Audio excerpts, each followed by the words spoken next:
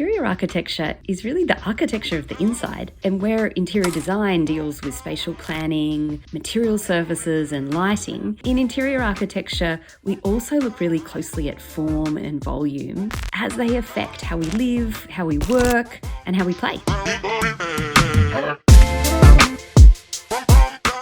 It's those small, minute details that the designers consider that really shape the human experience and how you interact with the built environment.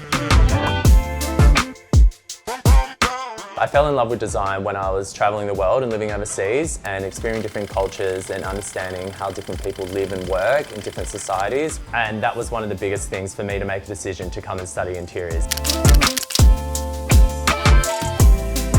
I think what really inspires me about interiors is that there's this inherent focus on the human experience. I find a lot of inspiration from other designers, spatial designers, exhibition designers, fashion, whatever it is. Across all the schemes and iterations of design, it's really centered around the human experience. One of the biggest things I enjoy about studying the IA program is actually the process and the learning and development behind it, and allowing yourself to trust that as well.